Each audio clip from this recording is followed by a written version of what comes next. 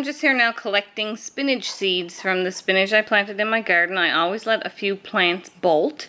And what bolting is, if you don't know and you're new to gardening, the plant will shoot up a stem and go into a flower, and at that point they kind of look ugly, so a lot of people just tear them out or cut them down. But if you leave them alone and let them flower, and then let them dry up on their own on the stem, or you can cut them and hang them to dry.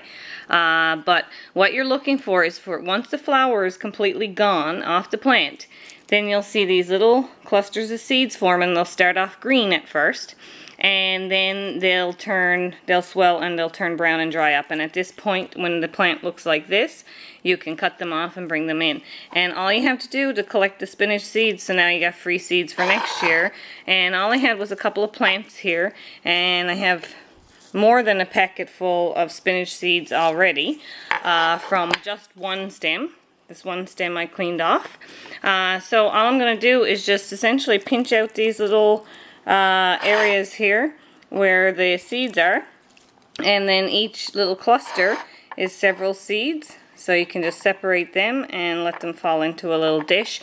And if you're really picky about it, you can put them through a little sifter and sift out any dust. I don't bother. I just literally just pick them off. There's sometimes a dry leaf or something might get in.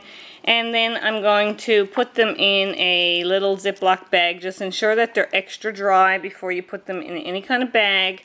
So you can, usually I'll just leave them in a bowl like this in a sunny window, just to make sure there's no moisture in it at all, because you don't want your seeds to get moldy. And that's about it. And then you have your own seeds. And what's good about your own seeds, aside from saving you money, is the plant adapts better to your climate. So, like for example, when I do my peas, even though you want to take your very first pea that comes out and your biggest peas, it's always best to leave the biggest and the best on the plant and use those seeds. Don't eat those ones, and let them dry and use those seeds for the next season, because then you'll get stronger plants every year.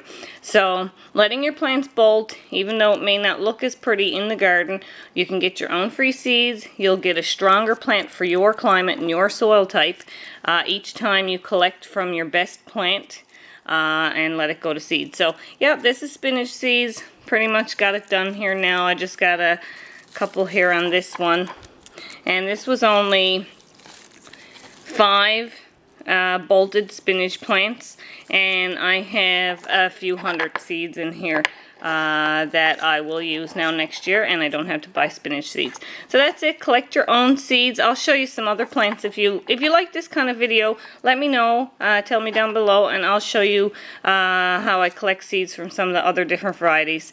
The spinach one is pretty easy because it dries up on its own on the plant, and the little clusters of seeds are really easy to see because they're large, so they're easy to pull off. Thanks for watching.